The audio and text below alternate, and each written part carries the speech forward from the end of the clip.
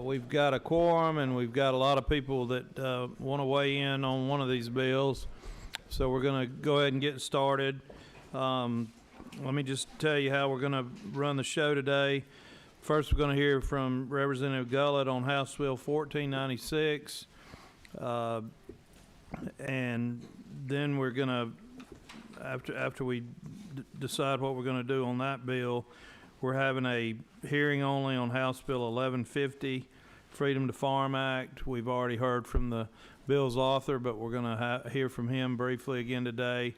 And then we're going to have an opportunity for public testimony. The public testimony is going to be limited to 3 minutes. We only have an hour in this room, so the public testimony is going to be strictly limited to 3 minutes per speaker. And if somebody's already made the point that you want to make before you get up to speak, you can just come up and say, I oppose it, introduce yourself, give your name and who you're with, and say, I'm in opposition, or either you can just pass. But we don't need to keep hearing the same stuff over and over. We are slow, but we're not that slow.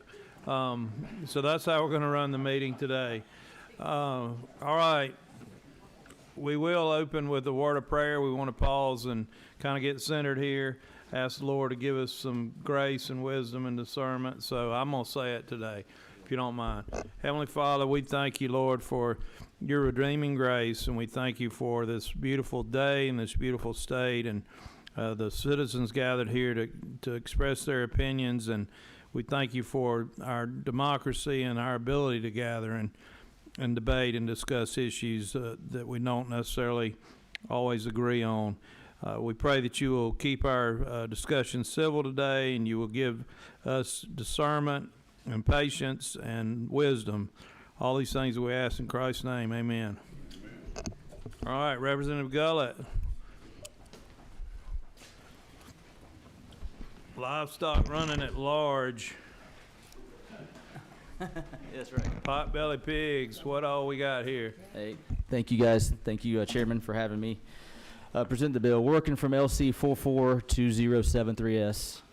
And so my sheriff had reached out to me the week before crossover, and I live in Paulding County.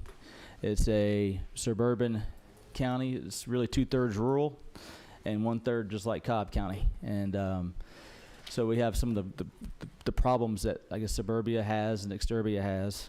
But we have a number of, this is not specific to potbelly pigs, but it addresses a potbelly pig problem we're having. So people have potbelly pigs as pets, especially in, I guess, suburban Georgia. That seems to be a thing. Well, these potbelly pigs are cute and cuddly when they're babies, and they grow up to be 300-pound pigs that love to eat and are hard to keep in places. And so what's happening is these pigs are getting out. The owners no longer want them for the most part. They may even let them out, and owners are hard to track down.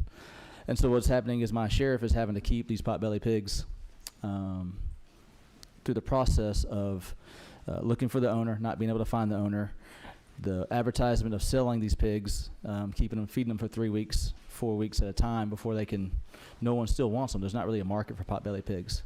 And so what this will allow would be the sheriff to be able to give these pigs away. And it's important for him to be able to give the animals away, because pigs, potbelly pigs, especially in suburban Atlanta, they're not edible as far as I understand, and they're seen as pets. And so what my sheriff doesn't want to do is, you don't want to be seen just euthanizing a whole bunch of people's pets from pigs. It's not like a livestock for food that you would eat.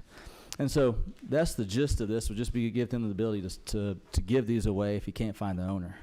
And we worked through trying to perfect this language, but it was late, and there may be other options on the table. Some of the things they were looked at was changing the pet code to include pigs or potbelly pigs, but that's a little more difficult because of the way that those pet codes are done. And it would also affect counties and city municipalities as far as having a pig as a pet, because now places that allow dogs and cats, if a pig is considered a pet, could have a pig, and that's a 300-pound pig. it just changes things a little bit, I think, from the perspective. But that is an option that we try to go down. And so what we did was said if you found one single animal, and I think I think the Cattlemen's Association has an amendment that they'd like to offer to do that. It can be donated to a rescue group or charitable organization after the 3 days, if they can't get rid of it. Otherwise, if they found more than one animal, it goes through the whole process of trying to be sold. It could also be to given away to an organization and stuff after the auction period. So that's the gist of the bill. Happy to answer any questions and work with you guys to whatever you see fit to be done. All right, thank you. Representative Gullett, so I quickly read this before, but now after your explanation, I kind of see the concern from the Cattlemen's Association. Sure. You're saying that if it's a single animal, then it skips the process, you skip the process from The auction process. basically line 16 through 30, and you go straight to section C, which means if you can't find the owner, you can give it you make a 3-day effort to find the owner, and then you can just give the animal away. That's correct. And I think an obvious concern would be, or at least to us or to me, would be if you have a prize bull, or you have a racehorse, or a Right. high dollar horse, or and it's a single animal situation. So Sure. we And need my- to get that cleaned up somehow. But Yeah, there's a thing I think that, like I said, and also, if it's a pet, maybe this needs to be in a different section of the code, possibly. But yeah, I think and it's because. lastly, excuse me, I'm sorry. Go ahead. we do have a massive problem with feral hogs in Georgia, massive, and it destroys yards, crops. It's just a real menace, especially where I live. It's unbelievable the damage they can do. I don't know if potbelly pigs can mate and produce offspring, but feral hogs produce a ton of offspring. It's multiple times a year, and the litters have a lot of pigs, and so I'm not as sympathetic to hogs as I maybe should be, but because of that. I understand. Anyhow, now I'll open it up for questions. Yes, sir. Thank you, Mr. Chairman. The intention of this bill, is it intended to just address the potbelly pig situations in your So district? 90%, 95%, yes. There are other animals that get out that are similarly. So my sheriff is elected. He knows, primarily like if a cow gets out, that's a prize. That's money in someone's pocket. A horse gets out, that's money. They're helping. Usually they don't have a place to store these. They got to feed them for the whole time, so they're putting it back in there. But from the pig standpoint, people don't want them, and they're feeding these big. But primarily pigs. There's some goats and sheep, but primarily pigs. Yes. And Mr. Chairman, can I ask? Yes, sir. Thank you. You mentioned earlier there may be an amendment from the Cattlemen's Association. Those are the groups that I've been hearing from, and I know it's already been addressed, but is there an amendment, or are you open to an amendment that would preclude the prize bull, or maybe tailor it more specifically to address just the concerns with potbelly pigs? Yes. So I think the amendment, I can tell you what they offered to me. And we've been talking throughout the process, but it was a compacted process how late this came to me. But they wanted to say, really in line 55, after the animal comma, and no established livestock market for the species exists. So there is a livestock market for cattle. There's a livestock market, I'm sure, for prized horses and things. Potbelly pigs, I don't believe that they have a market out there, and that's where our problem is that But Thank so you. yes, Thank you. That's what. something along those lines, whatever the committee deems right. But that's what's been offered so far. Thank you. Senator Anderson. Representative, you got the 3 days to be able to find the owner. Yes, sir. Say they find the owner. Is it a fine for them to have to pay to get the pet back, or take care of the animal? I don't know. Under the current statute, Chairman, they have to pay the cost. They have to reimburse the sheriff for the cost of housing the animal and feeding it and all that stuff. We worked on this. This is relatively new legislation, I think. But We worked on it 2 or 3 years ago. Spent a long time on it. But what I'm getting at is it really, even if they don't want the pet back, they still got to pay the fine? So the problem that we're addressing is when they don't know who the owner is. So it's not people who said, yeah, that was my pig and, you know, I don't want it back anymore. The problem is, I don't think that's the problem. The problem is this pig's got out, or they've been let out. They don't, you know, it's just too big of a thing around their house. It's just kind of mean, aggressive, and they can't find who the owner is. That's the problem we're addressing, is that they don't have an owner any longer, or an abandoned owner.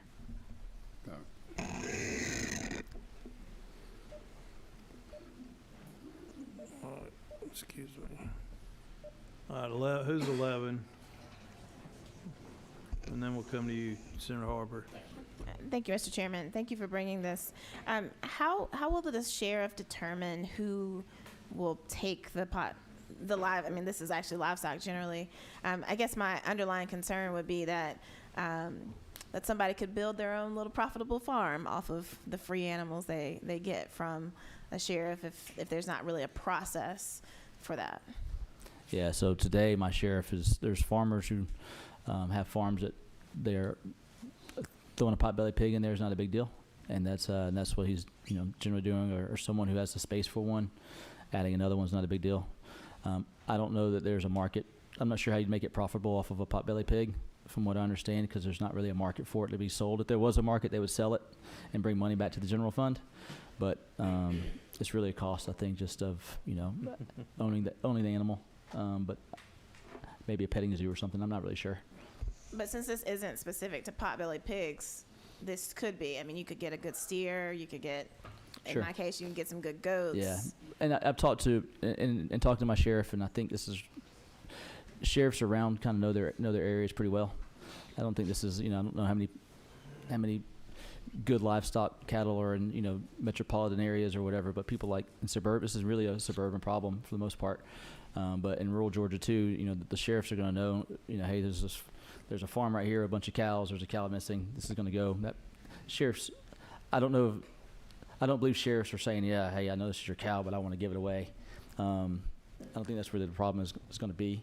So although it's a valid question, I don't think it's the reality of what we're trying to deal with here. It's really just primarily pigs and sometimes goats who get out that don't have an owner, and there's really no place for counties like mine to hold them, you know, and it's costly to hold them for the extended period of time for no one to get them, and then them not be able to sell it or recoup any money. All right, thank you. Chairman Harper, and I think I'm going to make a ruling on this Okay. in a second. Thank you, Mr. Chairman. Representative Gutler, I think there's been some really good points brought up, I think, by Senator Hatchett, the chairman, and others. And I think what's been kind of laid out is, and I think obviously that the suggested changes can kind of help tighten that up, is the way the current law or the current version reads is this is open to any species, and obviously the livestock code in our state, we've tried to craft it in a way to where it's fairly tight. And I agree with you. For the most part, I do agree. I think my sheriffs in my area would do exactly what you're saying. But, you know, when we make changes to state law, especially significant changes that have impact on agriculture, we need to make sure that it's as tight as it can be, because we don't know what the future holds, you know, and ensuring that we're working to protect that. I will say this, I'd be happy to work with you and the chairman and whoever to ensure that we're tightening it down, if that's today in this committee or in another way. I think you mentioned the pet code. Can you, and I haven't looked into the specialty pet code, obviously you have, is there, I think when you and I spoke offline, the fear that you raised was that it may, by virtue, unintentionally include all species of hogs Mhm. and not necessarily potbelly pigs. Right. Can you speak to that just Yeah, briefly? that's my understanding. So it would include, it's going to be really hard to narrow down the potbelly pig because of the species is still a pig and it's related.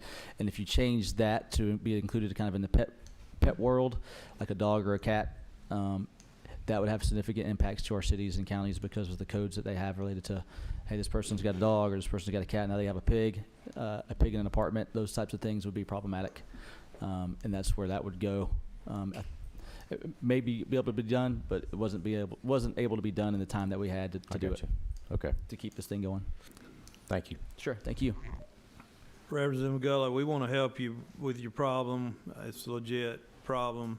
Makes a lot of sense that we need to come to some resolution if we can, but if it's okay with you, I think we're going to just have a hearing, let this just be a hearing. Sure. And give the interested parties time to talk about it, get some different language added, and Sure. so we don't have any unintended consequences. No, happy to work But- with anyone, and I'll continue to work with Dale, the Cattlemen's Association, maybe get an amendment or substitute here, at least have another starting point of a conversation. Keep going. Thank you so much. Thank y'all. Yeah, we'll be in touch. All right, thank you. All right. Now, Chairman Dickey, we're going to start the conversation again on House Bill 1150. I also, in my prerogative as chair, I'm going to ask the audience, we don't want any filming of this. There is online video available, and you can go back and see the archives, but we aren't going to have cameras are not going to be allowed for taking pictures or filming or recording today. All right, go ahead, Mr. Chairman. Thank you, Mr. Chairman, members, for having me back. And we had a great conversation the other day about this, so I will be short because I know it's many folks that want to speak for this bill. But just to remind you, this is a bill about keeping neighbors out of lawsuits. It's a cleaner, simpler language that I asked for about our right to farm legislation, and we named this the Freedom to Farm because I'm really trying to protect family farms, small farms, urban farms in our state, and that's what this bill's about. It's simply some language to remove the change conditions outside of the farm that the farmer really has no control over. It does not go into any area about operating illegally if the farm is negligent or improperly. This does not even address that. Does not change any environmental standard, law, rule, or regulation.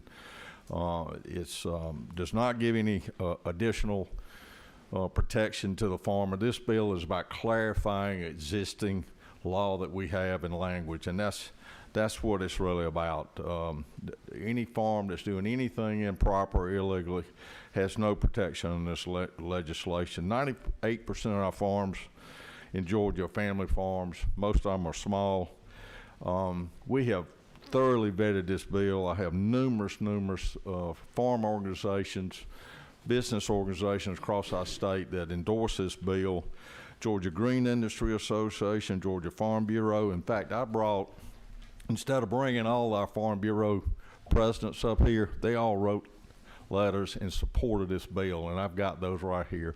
We got 158 county Farm Bureau offices in our state, and I got letters from most of them here. Georgia EMC, Georgia Forestry, Georgia Chamber, Georgia Agribusiness, it goes on, and they have thoroughly, and their attorneys have thoroughly vetted this bill.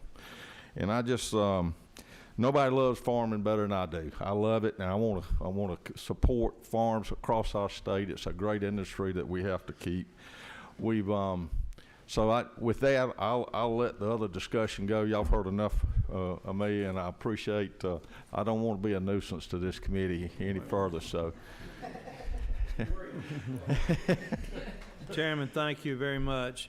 And you all put in I'm going to call it a carve-out or a special exception for CAFOs, and you referenced the federal code or federal definition of CAFOs in the bill, and I just want the committee to be aware that I've got that federal definition in your folder, please. And that is some language that we do not presently have in our present language in our present bill. So I heard that concern, and we inserted that reset if a farm were to change to a CAFO. So I think that was some very positive language for this bill.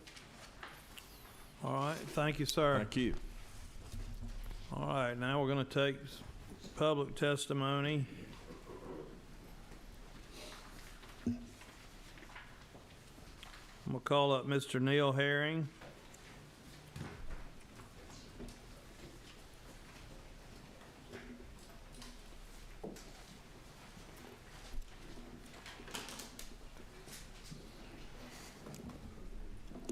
Thank you, Mr. Chairman, Senators. I'm Neil Herring. I'm a lobbyist for the Georgia chapter of the Sierra Club. 33 years ago was my first year as a lobbyist for that organization, and I went to work for them. I was told I needed to stop the Outer Perimeter Highway. Sierra Club's pretty ambitious. And the first person who approached me at the Capitol was the lobbyist for the Georgia Forestry Association, Mr. Bob Isler. Bob said, "I hear you want to stop the outer perimeter. My board does too. Let's work together." I said, "God, that's great. Thank you so much. What do we do?" He said, "Well, they're going to have the Farm Bureau has got a bill to create a right to farm law. We've got one that's not working, and we're going to get a new one, and you need to work on that." And I said, "Well, why?" He says, "Well, the farmers are the front line against urban sprawl, and I know you're against urban sprawl." And I said, "Well, that's a fact, and I want to help them stop urban sprawl." And the outer perimeter was basically going to be a starting line 200 miles long all the way around Atlanta for urban sprawl to leap out. And so we worked together. The Farm Bureau's lobbyist at that time was Bob Ray. His daddy was Robert Ray, member of the House Ag Committee. And Laura Meadows was the other lobbyist for the Farm Bureau. So this is a real trip down memory lane for all of us.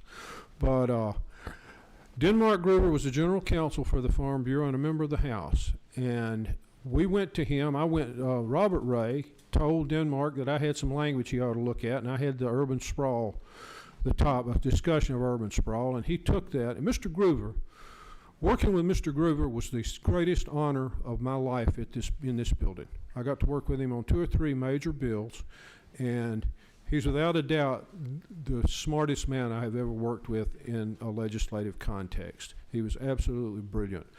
And the thing that impressed me most about him was his conservatism. He was always telling us young lobbyists, you boys don't want to go too far because the judge is going to read this, and we've got to write this for the judge to read.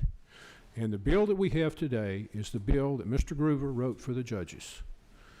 And in 32 years of application, not a single nuisance lawsuit has been successfully lodged against an agricultural operation in our state.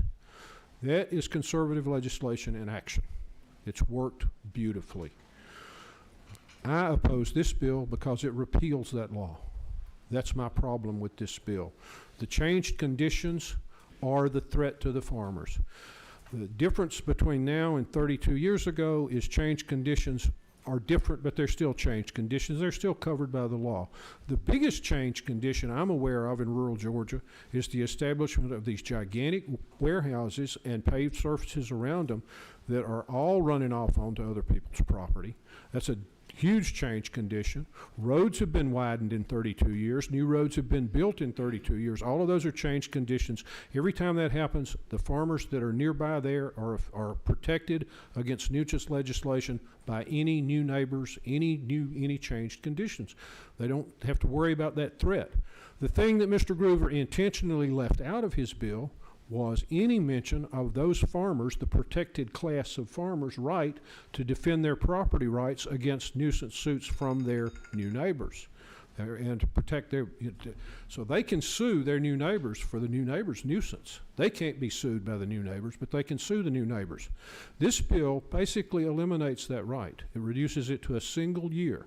A single year is not enough time to watch a new neighbor in action in order to know whether you're going to be hurt or not. So that's the biggest arithmetic flaw in the bill. Mr. Herring, Yes, thank sir. you Have so I much. gone on long enough? Yes, sir. We thank you. I've made my point. Thank you. Yes, sir. Appreciate you. Appreciate your friendship. All right, we're gonna go with, let's see, since I did not let Dale talk about the potbelly pigs, I'm gonna call on him next. I think we really didn't need to hear from you on that one since you alerted us ahead of time, so I hope you're okay with that. I'm wonderful, Mr. Chairman, members of the committee, appreciate that. For the cattle industry here, we're looking at four main points. The biggest, it's needed protection. Had it not been for court case precedent, we would not have that need to make this change. Secondly, there's appropriate safeguards included in here. There's extensive regulations, especially in our industry. If you're going to go from a 30-head brew cow to a CAFO type situation, you're going to have extensive regulations from EPA, EPD, Georgia Department of Agriculture that protects the neighbors and those people around them. Not to mention the significant amount of investment that's included in putting in that type of infrastructure. You're going to see it well in advance of it actually operating to know that there's an issue there. And it's not as easy as just flipping the switch. You've got to quickly make that. This bill would ensure the ability to go after the bad actors for harming our land and water. And the last point I want to make, and I'll be quick here, cattle producers are grass farmers. We use cattle as a management tool within our operations, and we have to be good stewards of the land and water in front of us. Otherwise, we don't do what's right for our own livestock. Without this protection, we leave our food security in limbo, and we leave our producers in a no-win situation. Appreciate your time. Thank you, Dale. That was Dale Sandlin with Georgia Cattlemen's Association. All right, next is going to be Miss Charlotte Swain. So Dale was for, Mr. Neal was against, Charlotte's against. And then on deck, we're going to do April Lipscombs. Be ready, please. Good afternoon. I'm Charlotte Swansea. I raise hogs, cattle, and row crops and vegetables in Gordon County. My brother-in-law also raises chickens in Gordon County. I'm very familiar with farming. I'm opposed to this bill. The current law that we have in place has protected our farm as well as the chicken industry for the past 33 years. The chicken industry has exploded in that time, especially in Gordon County, where we have over 800 operating chicken houses. I don't see, and there has not been a case of anyone successfully suing the farmer out of business with the current law. So the year is not long enough to see the nuisance. It really isn't. I know from experience. So I encourage you, look at the old law. It is good. What you're proposing does strip us of our protections and our property rights. Thank you. Thank you, Charlotte. Spell your last name for me, please. SWANCY. I was thinking that was a G. All right, thank you. Thank you. April Lipscombs, Lipscomb. Thank you, Mr. Chairman. Southern Environmental Law Center. Yes, sir. Thank you, everyone. My name's April Lipscomb. I'm with the Southern Environmental Law Center. I'm an attorney, so I'm very familiar with nuisance law, as well as the right to farm law. And I oppose this bill for a number of reasons, but what I really want to try to do here today is clear up some confusion. And the first thing I want to do is explain what a nuisance is and what a legal nuisance is, because I think there's some confusion over what nuisance actually means. So a nuisance is anything that causes hurt or damage to another person. And the fact that the act that causes the nuisance might be lawful doesn't keep it from being a nuisance. So you can still have lawful activities that create nuisances. So I'm not worried about those bad actors. I'm worried about lawfully operating ag facilities that still harm people. And a nuisance is harm. Okay, it's something that substantially interferes with somebody's property rights, with their use and enjoyment of their property. We're not talking about minor inconveniences or just slight annoyances. We're not talking about dust that occasionally blows off of a farm or odors that may occasionally blow in from a farm. We're talking about substantial harm. So let's take odor, for example. So in order for odor to be a nuisance, it has to be so strong, so awful, happen so regularly or so constantly that it prohibits you from being outside, from gardening, from hanging your clothes out to dry. It has to be so terrible that all of us in this room would agree that that person is suffering. Okay, so a nuisance is harmful. Nuisances also take time to develop. It takes time for problems to rise to the level of nuisance. They don't typically occur overnight. They often take a couple of years to actually get bad. And plaintiffs have to prove that to a jury. They have to prove that their rights have been substantially interfered with. Establishing that evidence takes time. So that's what a nuisance is. It's harm. So what this bill says is that it's okay for agricultural facilities to harm people. After 1 year of operation, it is okay for them to cause nuisances and to substantially interfere with people's lives and to destroy people's property values. It is okay after 1 year of operation. That's what this bill says. Now, the existing right to farm law also says that. It also says it's okay for farms to harm people after 1 year of operation, but only in circumstances where the farm was there first. And that makes sense, right? So if a farm is there first, and there's a changed condition, a new subdivision, for example, that comes next to the farm, it's their fault that they are being harmed by the nuisance because they moved to the farm. It's not the farm's fault. The farm's doing what it's always done. But what about the opposite situation, where if I'm a landowner, I've been on my property for decades, the farm moves next to me and creates a nuisance in the second or third or fourth year of operation, what happens then? Under the existing right to farm law, I can protect my property rights. I can do that. Under this law, I can't. I'm stuck. I have no legal recourse at all. And remember what I said earlier, it often takes time for nuisances to develop, for problems to get that bad. So, especially with CAFOs. I want to make just kind of 3 summary points real quick, if that's okay, Mr. Chairman. So my main 3 concerns: this bill infringes on private property rights. Doesn't matter who is there first anymore. 1 year simply isn't long enough to protect those existing property rights, especially when we're talking about things like CAFOs. And the last one I think is incredibly important. This bill is actually going to increase lawsuits against farmers. Okay, I'm a plaintiff's lawyer, so if I have thought that, you know certainly other people have thought that too. We're going to increase litigation against farmers. There is a 1 year window of liability. People are going to take advantage of that. This bill is also arguably unconstitutional, and I don't think I have time to go into that, but just know that there is a constitutional concern with this bill. It could be considered an unconstitutional taking of private property, and we will see those lawsuits moving forward. Thank you, Mr. Chairman. April, are you an attorney? Yes, sir. To Mr. Herring's point, the current law requires changed conditions outside the existing farm to trigger the nuisance protection for the existing farm. Is that the way you read it? The way I read it is yes, so as long as that farm has been in operation for 1 year, if there is then a change condition, such as that new road or a new subdivision, then that farm is protected. So that existing farm, following that train of thought, so that existing farm, absent of any change condition outside the farm, you could argue, I think, that does not have nuisance protection.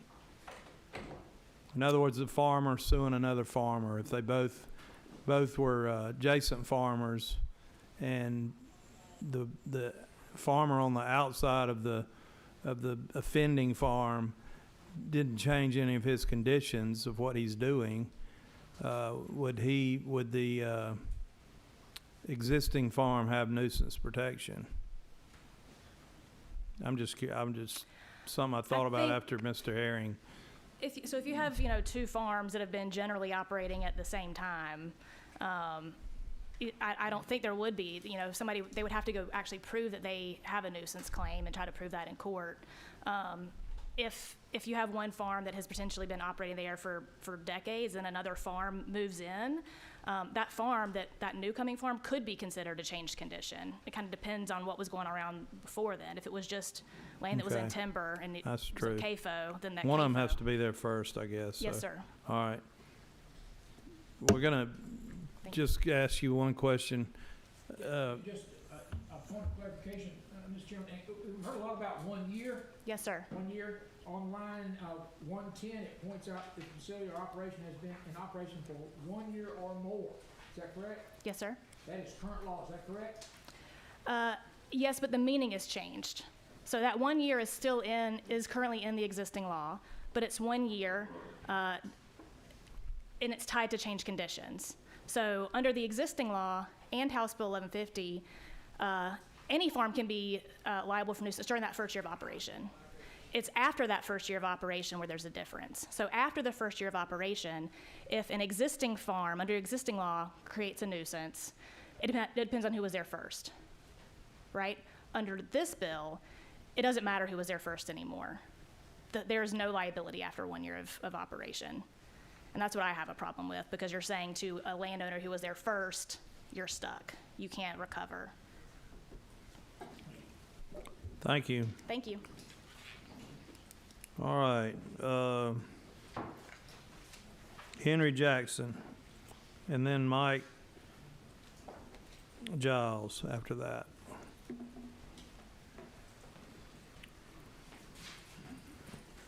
Tell us your name and who you're representing or what you do. Thank you, Mr. Chairman. Please. And members of the committee. My name is Henry Jackson. I am a landowner in Talbot County, along with my father, Henry Jackson, and my uncle, Larry Jackson. And I am in opposition of HB 1150. We have about 150 acres. It's a mix of timberland, pecan grove, fruit orchards, and then some of the best hunting and fishing this side of heaven.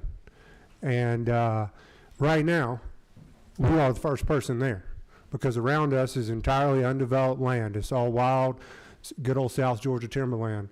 Our concern is that if HB 1150 passes in its current state, that we have no protections against such an operation such as the CAFO moving in next to us to one of these larger tracts of land that occasionally goes up for sale. And we're very concerned about that, because we have a pond that my 5-year-old twins like to swim in. We have spring heads that feed the Flint River. And we have a place that we are very proud of and we are working very hard on. We want to see that protected. And 1 year to identify a nuisance is not enough. We need more time to make sure that what we've built since 1974 remains safe and is not damaged by outside interest bringing in outside operations. Thank you. Thank you, Mr. Jackson. I appreciate, wait a minute, Mr. Jackson, if you don't mind. Yes. I've got a question for you. First of all, I appreciate you being a good steward of the land very much. How long do you think is long enough? We've had several say that 1 year is not long enough. What do you think is, how long should a farm have to be established before they have protection against this type of lawsuit, which could potentially, bankrupt the operation after they've invested a lot of money? Yes, sir. I am no attorney. My understanding is that the current law, as it is, has been in place for 32 years, which is my entire life, gives me 4 years. And I believe that's fair. Nuisances take a while to develop. I do know that.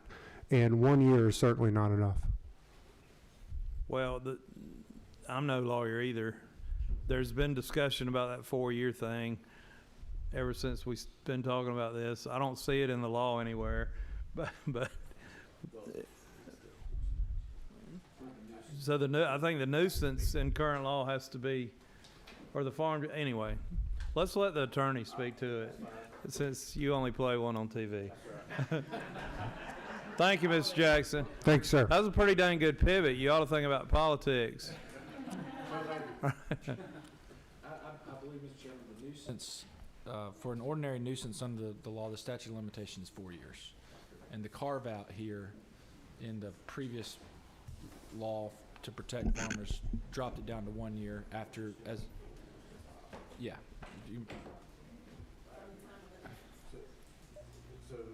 So under the current right to farm law and even under the provisions of 1150, you still have that 4-year clock to file a nuisance lawsuit based on the actions that occurred in the first year of the operation. So you have protections after. So if you're in operation for at least a year, you gain the protections of the right to farm law under current law. except when it gets into all this confusion stuff about change conditions, which is what the court in North Carolina held was the problem in the North Carolina right to farm law. But the 4-year clock of the nuisance time clock still applies. All right. Thank you. Mr. Giles. Thank you, Mr. Mike Giles, Georgia Poultry Federation. Good afternoon. Thank you, Mr. Chairman, members of the committee. My name is Mike Giles. I'm president of the Georgia Poultry Federation. We represent poultry growers, poultry processors, and allied industry in Georgia, which is the nation's largest broiler producing state. I'll address a question that I probably would get in the question and answer and has been asked already in this previous hearing is, have there been nuisance lawsuits, successful nuisance lawsuits against farmers in Georgia? Yes, there have been. As I close, I'll tell the story of one of those, and I just got an update this morning on kind of where they stand. So the next question is, admittedly, there's not an epidemic, a large number of lawsuits, but the nuisance threat and in some cases settlements don't always tell the whole story. And I would just want to illustrate that. So why now? I remember about 14 years ago, 2009, we supported a piece of legislation that would preempt local governments from regulating the practice of farming, not zoning and zoning ordinances and where farms can be, but the actual practice, how you farm. We didn't want there to be potentially 159 different sets of rules on how you farm. Well, people asked us at that time, can you give us an example of where this has been attempted? And we couldn't. But we anticipated. That's one of the forward-looking things I think the legislatures do, is anticipate potential conflicts in the future. Well, in the past few years, there have been cases where counties have attempted to regulate the practice of farming rather than zoning. And so I don't think that you can always say just because a thing isn't happening widespread today that the legislature shouldn't pay attention to it in the future. So what happened to this grower? Some of you were on the committee 2 years ago when this similar bill was in this committee, and this grower came. He's from Northwest Georgia, and he testified, and he had been sued. He and his wife had never farmed before. They invested over $2 million in this farm, and they built it in the place in the county where the county said it was appropriate to invest and encouraged farming operations. And they followed all of the rules related to where it should be and how the farm was set up. Well, they were sued. Eventually, I texted this morning to see if I could talk to them and get an update. Well, they told me that they had settled, and they spent a shocking amount of money on legal fees to protect their privacy. I won't tell you how much, but it's an incredible amount. And then they were waiting for the next shoe to drop. Once it had been settled, who is the next neighbor that was going to sue them? They couldn't accept the risk. They sold and got out of farming, which had been their dream. So one last thing, keep in mind that it sometimes it seems that this is presented in a way that if this bill passed, there'll be this unfettered, unrestrained growth of farming operations and animal operations. One thing that we forget, and this ties to this grower that I mentioned, is the local governments have a lot of authority in saying where farms could be established and how much of a setback there should be. And in this case, they invested over $2 million. When I texted the farmer this morning, I looked back, and I never delete my texts. So I looked back, and the last text exchange I had with him was, "Thank you for trying to help us. I hope and pray that this law is passed this session." And that was in January of 2020. I hope Thank you, Mr. Giles. Did their insurance company defend them? I hope. I believe so. I'm not certain. I know that there was another case, a similar case that the insurance company did. There was some. My recollection there was a little bit of uncertainty over whether or not it covered them, but I can find out for you if you like. I wonder if who they were insured with, if it was Farm Bureau or who. No, I can find out for you. All right. Thank you. Thank you. we're going to go on to the testimony. I'm sorry, I know there's people, we're running out of time, and I know Alex Bradford wants to speak, so he's with Georgia Farm Bureau. We'll do him next, and then we'll do Mike Mike Listenby, maybe. Thank you, Mr. Chairman and committee. Alex Bradford with Georgia Farm Bureau. Great to be here with you all again. Thank the bill sponsor and the chairman for their continued work and ongoing extensive conversation on this. From previous iterations, the Ag Issues Summit, Farm Bureau's Commodity Convention, our annual convention, this is always the top topic discussed. It's consistent. We've had consistent support from all of our grassroots members. We represent farmers of all commodities in every county of the state. And this came from a grassroots concern. They push us on this every time we get together. We believe that this bill is a simplified approach to a problem that we know we have. I appreciate the introduction earlier to Farm Bureau. Not much has changed. In fact, 30 years ago, the people that were involved in the bill and the leadership pushing this are probably still involved. We are down here for the farmers. It's important because of our Farm Bureau membership that we balance the property rights. We're both the farmers and the neighbors. And I believe that this bill strikes that balance. It doesn't show any preference towards the size of farm other than the CAFO provision, where it actually is against the larger one by resetting the clock for a CAFO. It doesn't provide any protection for one type of farm over another. Livestock, row crop, specialty crop, forestry, rural or urban, which actually urban farms under the current law likely would never have protection. There would never be a change condition in developed areas, therefore that trigger would never happen to give them nuisance protection. It was mentioned about change condition being important to protect. Unfortunately, one of the biggest change conditions is not listed in that, and that's the way that judges operate. Federal precedent did create a new interpretation for what a change condition is. And that's what's problematic. That's why we're bringing this bill.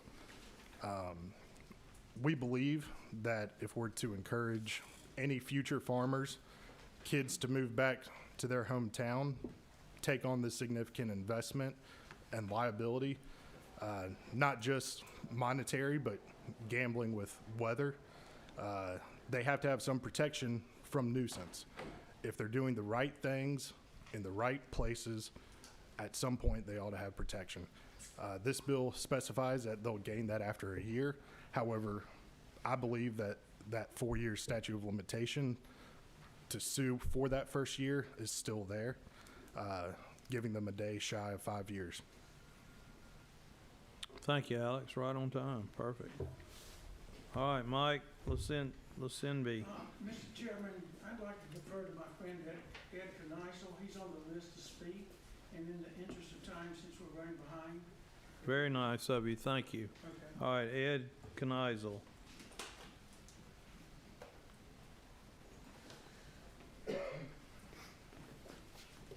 Thank you, Mr. Chairman and the members of the committee.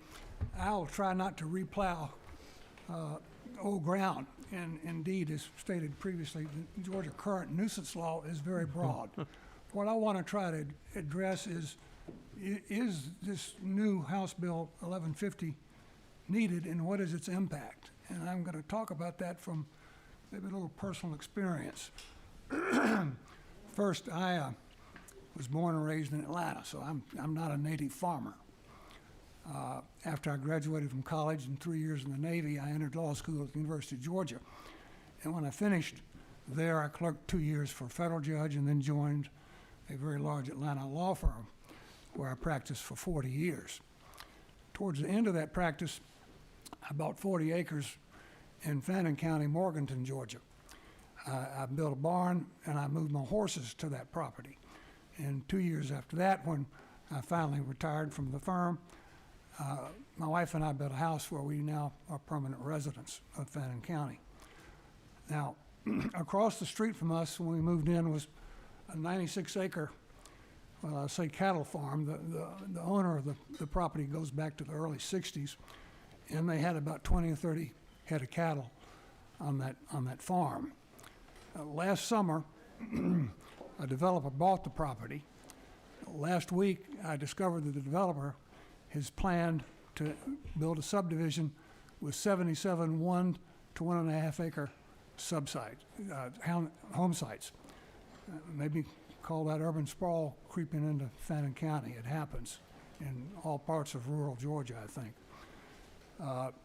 What happens if one of the homeowners who buys a piece there decides they don't like horses? Horses neigh too loudly, or they don't like the smell of the horse manure that I spread on my pasture. The current existing law, the Right to Farm Act that Mr. Henning discussed in great detail, would prevent that new homeowner from suing me for any nuisance caused by my horse farm. What happens if instead of 77 home sites, the developer decides to put in a CAFO operation? And it might start small, but within a year or two, suddenly there's, instead of 77 home sites, there's 7,700 hogs put on the property. Now, I don't have experience raising domestic pigs, but like you, Chairman Walker, I do have some experience with wild hogs, feral pigs. A couple of them, a couple of years ago, got on to my property. And like you said, they are good at tearing up land. And they tore up my pasture. And it's quite a nuisance for me to get rid of them, which there's special regulations to deal with, and to in turn repair the portion of the pasture they messed up. Now, what would happen under the new bill is that if those hogs escaped from the CAFO, if there was a hog CAFO there, and that happened more than a year after the operations commenced, I would have no right to sue for that nuisance. I would have no right to seek damages for the repair of my pasture. And what happens even worse if runoff from that hog CAFO harms the stream that is currently down below and adjacent to the 96 acres. And a downstream small cow farmer, a fellow now has about 10 to 15 head of cattle. What happens if that pollution from the hog CAFO harms that downstream farmer? Well, he has no right. Thank you, Mr. Ed. All right. Thank you much. All right, next we're going to do Will Bentley, and then Brian Toller.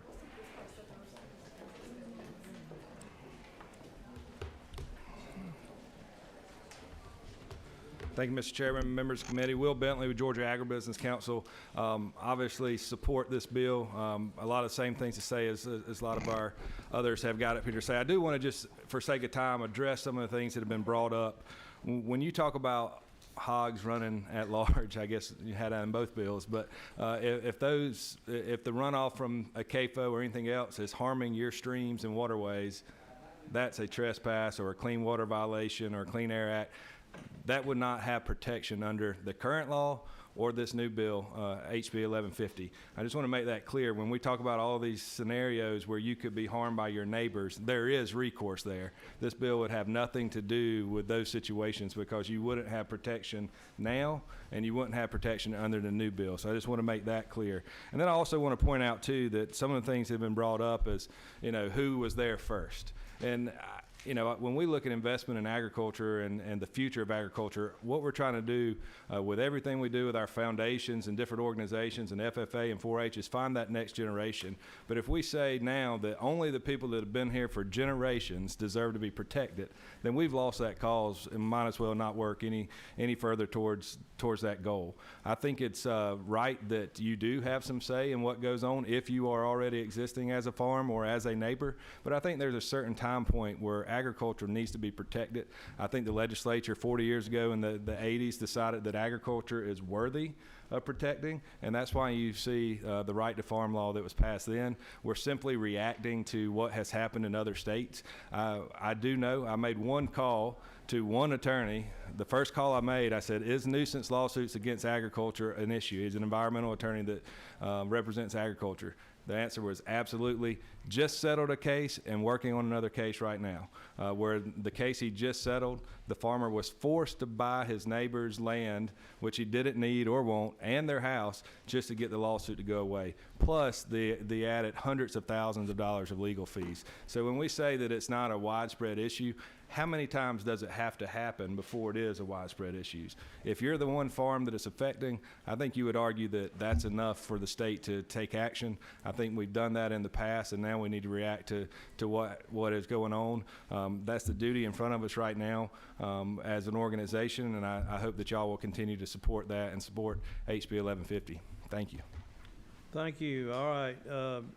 Next, we have Brian Tolar, but Nathan Humphrey with National Federation of Independent Businesses is in support of this bill, but he waives his time. Thank you, Nathan.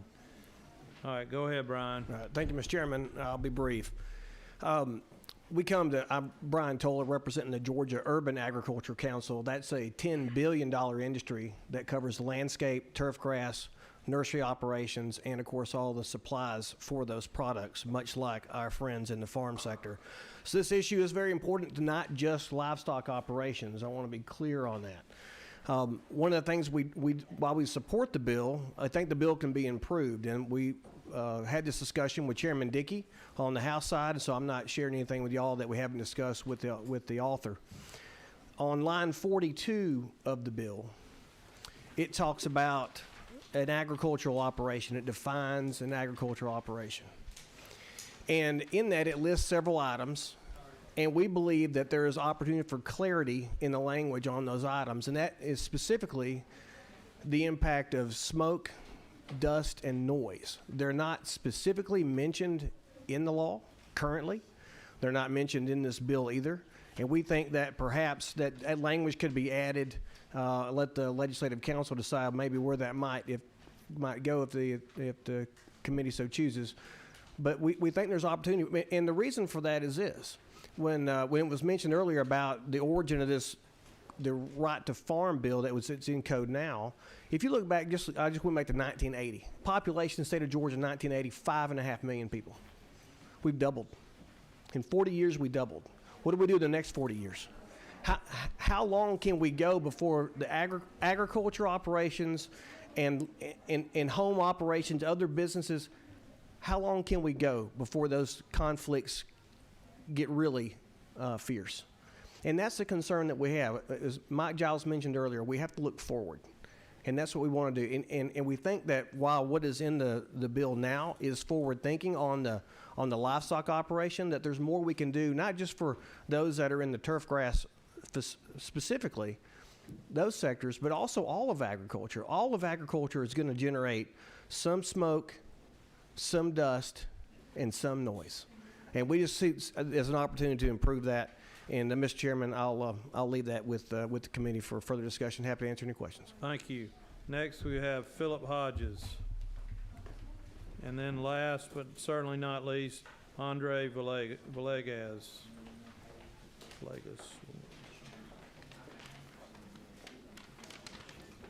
Yes, sir.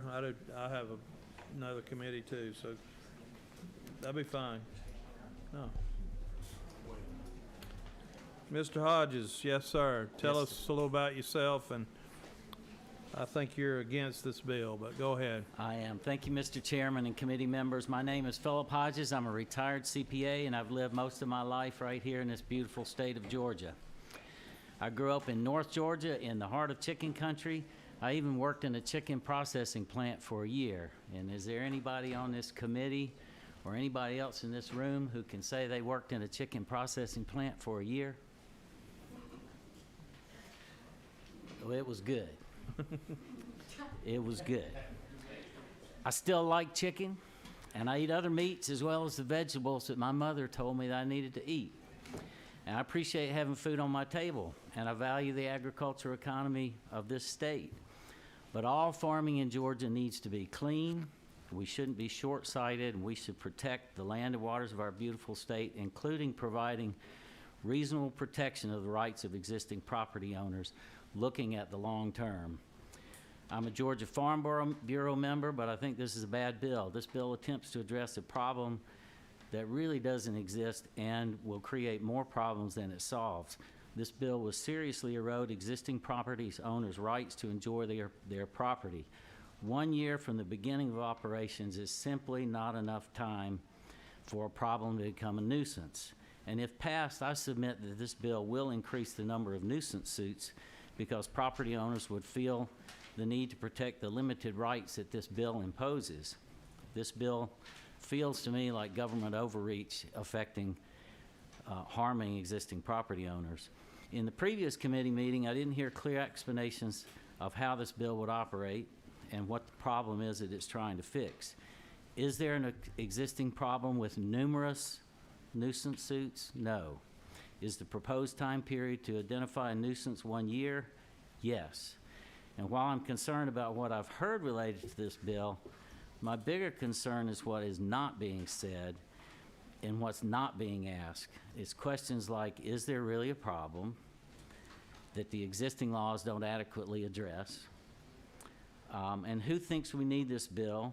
Who's pushing it and why? I think we really need to ask those questions. So let's make it simple. Farming in Georgia should be clean. We should protect our land and waters, including protecting the rights of property owners to enjoy their property. 1 year from the start of operation, it's just simply not enough time for a problem to become a nuisance. A property owner might not even know a new operation has begun.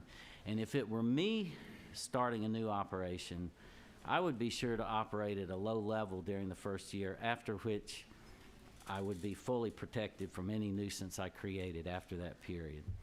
This is not a workable statute. We should maintain existing law that allows for relief from the period when a nuisance begins.